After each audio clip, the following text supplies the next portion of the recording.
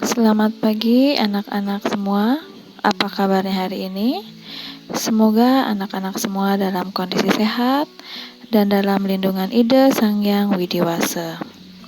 Bertemu kembali kita dalam pembelajaran pendidikan agama Hindu dan budi pekerti untuk kelas 8 SMP. Hari ini kita akan membahas mengenai sejarah perkembangan agama Hindu. Sebelumnya Ibu haturkan panganjali umat.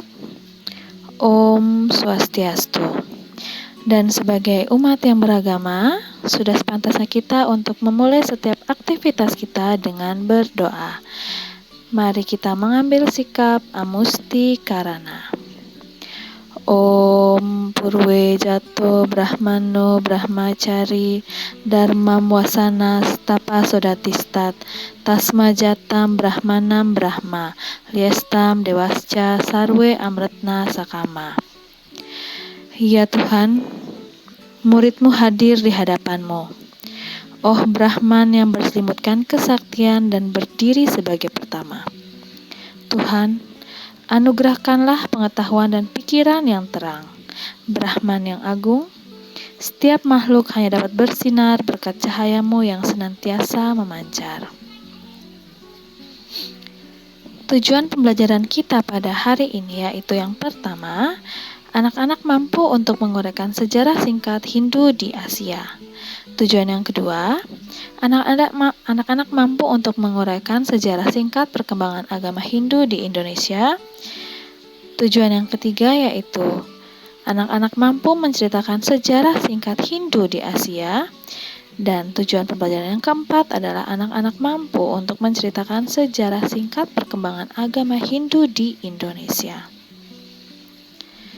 Sebelum kita mulai pelajaran, Ibu akan mengambil sebuah quotes, yaitu mari kita belajar dari sejarah, bukan hanya belajar sejarah. Jadi anak-anak, semua yang ada di alam semesta ini, baik manusia, negara, dan agama, tidak terlepas dari sejarah masing-masing. Dengan adanya sejarah itulah, maka diketahui seluk-beluk perkembangannya sampai dengan keberadaannya sekarang ini. Menurut Kamus Besar Bahasa Indonesia, sejarah merupakan asal-usul, kejadian, atau pencatatan-catatan peristiwa yang benar-benar terjadi pada masa lampau.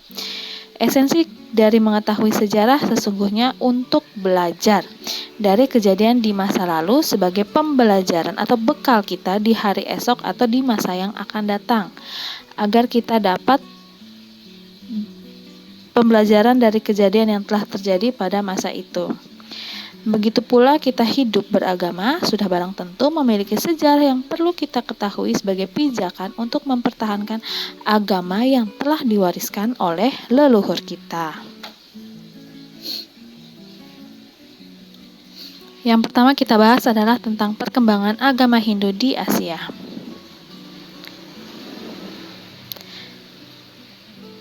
Keberadaan agama Hindu di Asia tidak dapat dipisahkan dari sejarah India kuno dengan peradaban bangsa asli India, yaitu bangsa Dravida yang bertempat di lembah Sungai Sindhu. Hal ini didasari oleh pertemuan yang didapatkan oleh Sir John Marshall akhir abad ke-20. Diyakini dengan adanya penemuan ini menunjukkan bukti-bukti bahwa sebelum kedatangan bangsa Arya, penduduk asli India telah memiliki peradaban sendiri. Nah, penduduk asli India itu yaitu bangsa Dravida ini memiliki ciri-ciri berkulit hitam, berhidung pesek, berambut keriting, dan berbadan pendek. Nah, selanjutnya, lembah Sungai Sindhu didatangi oleh bangsa Arya yang memasuki India dari barat laut India melalui Hindu Kush atau Khyber Pass. Kemudian mereka menetap di antara lembah Sungai Sindhu dan Sungai Saraswati. Daerah ini merupakan daerah yang sangat subur karena dilalui oleh sungai-sungai besar. Nah, kalau secara fisik, orang Arya ini berciri-ciri mempunyai kulit putih, tinggi, berhidung mancung, dan sangat atraktif. Jadi pada zaman itu, bangsa Arya ini sudah memiliki kebudayaan yang tinggi, walaupun hidupnya nomaden atau tidak menetap. Bangsa Arya inilah yang dianggap sebagai pembawa dan penyebar agama Weda di India. Dengan demikian, istilah Hindu yang dipakai sebagai agama Hindu sekarang menunjuk pada orang-orang yang mendiami daerah lembah Sungai Sindu, termasuk agama dan kebudayaan yang dianutnya. Nah, untuk perkembangan agama Hindu di India dibagi menjadi 3 fase, yakni zaman Weda, zaman Brahmana, dan zaman Upanishad. Zaman yang pertama yaitu zaman Weda, yang terjadi pada tahun 2000 sebelum Masehi sampai 1000 sebelum Masehi. Setelah masuknya bangsa Arya, India memasuki zaman Weda. Sejak itu terjadi perubahan pola pikir, pemahaman, dan pelaksanaan ajaran agama berdasarkan ajaran-ajaran suci Weda yang dibawa oleh bangsa Arya. Sastra-sastra ini diteruskan dan diajarkan secara lisan selama berabad-abad lamanya. Sastra-sastra ini disimpan secara rahasia dalam tradisi perguruan, serta dikomentari dan diinterpretasikan ajarannya oleh para maharesi. Nah, pada zaman ini merupakan masa pengkodifikasian kitab suci Weda atau Caturweda yang terdiri dari Rigweda, Samaweda, Yajurweda, dan Atharwa Weda, yang secara tradisi diyakini dilakukan oleh Maharesi Vyasa yang dibantu oleh keempat muridnya, yaitu Pulaha, Jaimini, Waisampayana, dan Sumantu. Zaman Weda sendiri dibagi menjadi 2 bagian, yaitu zaman Weda awal dan zaman Weda akhir. Ciri terpenting dari zaman Weda adalah pentingnya pelaksanaan niatnya atau korban suci, pengucapan mantra-mantra Weda, dan kepercayaan mengenai kehidupan dan kematian. Zaman yang kedua yaitu zaman Brahmana, yang terjadi antara tahun 1000 sebelum Masehi sampai 300 Masehi. Seiring dengan berakhirnya zaman Weda, agama Hindu di India mulai memasuki zaman Brahmana. Oleh para ahli, membagi zaman ini menjadi 3 zaman, yaitu zaman kejayaan agama Hindu, di mana zaman ini dikelompokkan menjadi 3 periode penting, yaitu periode Brahmana, Aranyaka, dan Upanishad. Zaman yang kedua yaitu zaman kemunduran agama Hindu yang ditandai dengan zaman kejayaan agama Buddha di India. Dan zaman yang ketiga adalah zaman kebangkitan agama Hindu yang ditandai dengan kebangkitan kaum Brahmana melawan dominasi agama Buddha. Zaman ketiga yaitu zaman Purana yang terjadi antara tahun 300 Masehi sampai 700 Masehi. Nah, pada zaman ini berlangsung dari tahun 300 Masehi hingga 700 Masehi. Adapun agama Hindu pada zaman itu disebut agama Purana. Pada zaman ini muncul banyak sekte yang secara tegas berbeda dengan antara sekte yang satu dengan sekte yang lainnya. Setiap sekte ini memiliki keyakinan dan tata caranya sendiri.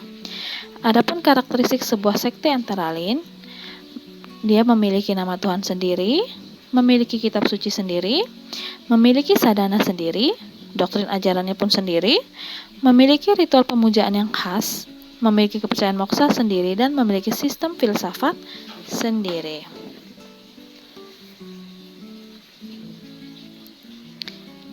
Zaman yang keempat adalah zaman reformasi Hindu yang terjadi antara tahun 700 sampai 1200 Masehi. Dalam perjalanan sejarah berikutnya, terjadilah pembaharuan dalam agama Hindu. Hal ini terjadi karena munculnya banyak sekte dan bersamaan dengan itu juga lahir agama Buddha yang sangat kuat pengaruhnya di India. Adanya banyak sekte menimbulkan banyak pertentangan. Demikian juga munculnya agama Buddha yang tidak mengakui ajaran-ajaran kitab suci Weda yang akhirnya menimbulkan banyak permasalahan. Banyaknya permasalahan tersebut mendorong Sangkaracarya melakukan pembaharuan besar dalam agama Hindu di India. Oleh karena itu, zaman ini disebut juga dengan zaman Sangkaracarya atau zaman reformasi. Zaman yang kelima yaitu zaman gerakan bakti, ditandai dengan penjajahan yang dilakukan oleh sultan-sultan yang beragama Islam ke India. Salah satunya dilakukan oleh Sultan Aurangzeb yang ingin menjadikan India sebagai negara Islam. Hal ini berdampak pada prinsip-prinsip dan ide-ide dari ajaran Islam begitu kuat sehingga mendapat perlawanan yang didominasi oleh sekte Waisnawa yang dikenal dengan gerakan Bhakti. Secara umum, ciri-ciri penting ajaran Bhakti adalah sebagai berikut. Yang pertama, percaya kepada Tuhan Yang Maha Esa dan hanya kepadanya lah orang memuja. Yang kedua, moksa dicapai melalui Bhakti. Yang ketiga, hanya guru yang sejati yang dapat memberikan tuntunan untuk mencapai moksa. Ciri yang keempat yaitu mengutamakan pemujaan kepada Rama atau Krishna. Ciri yang kelima yaitu semua manusia adalah sama. Ciri yang keenam adalah menghilangkan kepercayaan yang membabi buta. Dan ciri yang ketujuh atau yang terakhir adalah menentang pelaksanaan upacara yang tidak berguna, ritual dan persembahan yang sifatnya hanya untuk pamer. Zaman yang keenam adalah zaman gerakan Hindu modern. Nah, gerakan Hindu modern muncul akibat adanya pemeluk Hindu yang dikonversi ke agama Kristen oleh Inggris yang menjajah India kala itu. Sehingga muncul para sarjana Hindu ajaran yang berkeinginan untuk membangun agama Hindu yang berwajah baru dan modern dengan jalan menggabungkan ajaran Hindu dengan Islam dan agama Kristen yang dipandang baik dan cocok dengan nilai-nilai modern. Gerakan pembaruan ini disebut gerakan Hindu modern yang dipelopori oleh Raja Ram Mohan Roy sekitar tahun 1850 Masehi. Namun gerakan ini mengalami kegagalan karena umat Hindu di India masih melaksanakan ajaran agama seperti yang diwarisi secara turun-temurun. Selanjutnya, setelah Hindu merdeka pada 15 Agustus 1947, gerakan kebangkitan kembali agama Hindu ditandai dengan bermunculannya orang-orang suci, Swami, Baba, dan lain-lain. Mereka mendirikan suatu organisasi menyebarkan agama Hindu modern dalam wujud baru yang lebih segar dan berpandangan jauh ke depan berdasarkan penafsiran mereka sendiri. Tokoh pembaharuan agama Hindu yang sangat besar sekali pengaruhnya dan pasti anak-anak pernah dengar, yaitu adalah Mahatma Gandhi. Ajaran yang paling terkenal adalah mengenai monisme, satyagraha, dan ahimsa. Penyebaran agama Hindu di daerah-daerah lain juga melalui berbagai cara. Para ahli memberikan pendapatnya bahwa Hindu berkembang melalui kaum Brahmana, Ksatria, Waisya, dan Sudra. Dahulu jalur perdagangan Asia dapat digunakan melalui jalur darat. Nah, pada awal Masehi, jalur perdagangan tidak lagi melewati jalur darat atau jalur sutra, tetapi beralih ke jalur laut. Sehingga secara tidak langsung, para pedagang-pedagang Cina menuju India atau sebaliknya melewati Selat Malaka. Para pedagang tersebut tidak jarang singgah di Malaka untuk menambah persiapan mereka, sehingga terjadi hubungan dagang antara Indonesia dengan India dan Indonesia dengan Cina. Hal inilah yang menjadi salah satu penyebab masuknya budaya India ataupun budaya Cina ke Indonesia. Kita akan sedikit membahas atau sedikit mengenal perkembangan agama Hindu di Cina. Untuk di Cina, perkembangan agama Hindu dimulai semenjak Cina dikuasai oleh dinasti Han, yaitu pada tahun 206 sebelum Masehi sampai 221 Masehi. Nah, pada masa kekuasaan dinasti Han ini, Kaisar Cina memberikan izin para Brahmana untuk datang ke Cina mengajarkan agama Hindu. Dengan datangnya para Brahmana ke Cina, agama Hindu sudah tentu mulai berkembang di negeri Cina. Untuk perkembangan agama Hindu di negara-negara lainnya bisa kalian lihat atau kalian baca pada buku pegangan siswa keluaran Kemendikbud ya. Selanjutnya materi yang akan kita bahas adalah mengenai masuknya agama Hindu di Indonesia.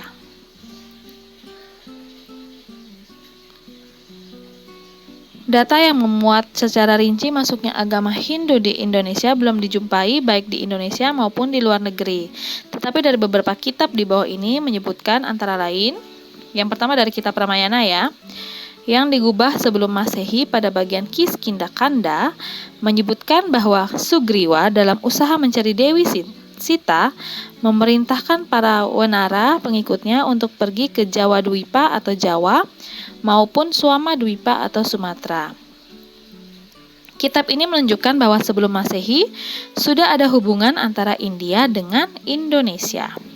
Nah, yang kedua itu adalah kitab Periplotes Eriphrastotleses oleh nahkoda Yunani yang merupakan buku pedoman berlayar di Samudra Indonesia atau Lautan Erithrasa.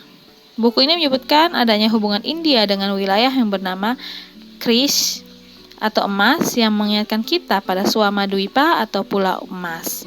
Dan ketiga adalah kitab Geographica Hypagesis yang disusun oleh seorang Yunani di Iskandaria pada abad kedua Masehi yang menyebutkan beberapa tempat seperti Ekrais, Kora, negeri perak, Kris Kora, negeri emas, dan Kris Sersonesus atau semenanjung emas yang juga menyebutkan tempat bernama Jabadion yang dalam bahasa Sanskerta sama dengan Jawa Dwipa. Proses masuknya agama Hindu ke Indonesia berdasarkan data tersebut yang terdapat pada 3 kitab yang sudah disebutkan sebelumnya, jelaslah bahwa India dengan Indonesia telah berhubungan sejak lama. Tentang proses masuknya agama Hindu ke Indonesia disebutkan dari beberapa teori sebagai berikut. Yang pertama oleh Mukherjee, ahli India tahun 1912 yang menyatakan bahwa masuknya pengaruh Hindu ke Indonesia dibawa oleh para pedagang India dengan armada yang besar. Setelah sampai di pendirikan koloni dan membangun kota-kota yang langsung mengadakan hubungan dengan India, dalam kontak inilah terjadinya penyebaran agama Hindu ke Indonesia. Yang kedua, menurut Moens, ahli Belanda, menyatakan bahwa peranan kaum kesatria sangat besar peranannya dalam proses kolonisasi. Melalui proses ini pula pengaruh Hindu menyebar ke Indonesia. Yang keempat, menurut Krom, ahli Belanda juga, dengan teori Wesya dalam bukunya Hindu Javans Denis, bahwa diterimanya pengaruh Hindu oleh Indonesia melalui penyusupan dengan jalan damai yang dilakukan oleh pedagang atau kaum Waisya India. Yang keempat adalah Bose, ahli Belanda, menyatakan bahwa dalam penyebaran kepulauan Hindu ke Indonesia, peranan kaum Brahmana itulah yang sangat berperan.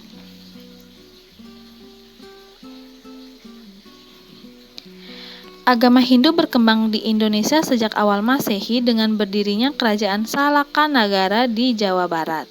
Kemudian berkembang ke Kalimantan Timur dengan Kerajaan Kutai sekitar abad ke-4 Masehi. Hal ini terbukti dengan ditemukannya 7 buah yupa. Yupa didirikan untuk memperingati dan melaksanakan niatnya oleh Raja Mulawarman. Kemudian agama Hindu berkembang di Jawa Barat abad ke-5 di Kerajaan Tarumanegara. Rajanya yang terkenal adalah Raja Purnawarman. Adapun peninggalan-peninggalannya seperti prasasti Ceretum, kebun kopi, jambu, pasir awi, muara Cianten, Tugu, dan Lebak. Semua prasasti tersebut berbahasa Sanskerta dan memakai huruf Palawa. Lalu agama Hindu berkembang pula di Jawa Tengah. Hal ini dibuktikan dengan ditemukannya prasasti Tukmas di lereng Gunung Merbabu. Prasasti ini juga berbahasa Sanskerta dan memakai huruf Palawa. Prasasti Tukmas berisi atribut Dewa Trimurti seperti Trisula, Kendi, Cakra, Kapak, dan bunga teratai mekar. Pada abad ke-8, agama Hindu berkembang ke Jawa Timur, yang dibuktikan dengan ditemukannya prasasti Dinoyo dekat kota Malang berbahasa Sanskerta dan memakai huruf Jawa kuno. Kemudian pada tahun 929 sampai 947, muncullah Empu Sendok dari dinasti Isana Wamsa dengan gelar Sri Isanotunggadewa yang artinya raja yang sangat dimuliakan dan sebagai pemuja Dewa Siwa. Setelah dinasti Isana Wamsa di Jawa Timur, muncullah Kerajaan Kediri pada tahun 1042 sampai 1222. Kemudian muncul Kerajaan Singosari pada tahun 1222 sampai 1292. Nah, pada masa kerajaan Singosari inilah didirikannya Candi Kidal, Candi Jago, dan Candi Singosari. Setelah kerajaan Singosari runtuh, maka muncullah kerajaan Majapahit. Pada masa kerajaan Majapahit inilah agama Hindu mengalami perkembangan yang sangat pesat. Banyak peninggalannya dalam bentuk candi dan karya sastra. Salah satunya adalah Candi Penataran, yaitu bangunan suci agama Hindu terbesar di Jawa Timur. Juga munculnya buku Negara Kertagama. Agama Hindu juga berkembang di Bali. Masuknya agama Hindu di Bali diperkirakan terjadi pada abad ke-8.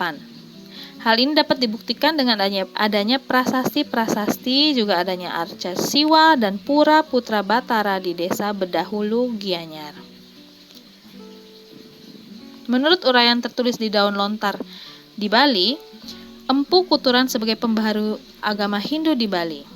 Empu Kuturan datang ke Bali pada abad kedua, yakni pada masa pemerintahan Udayana.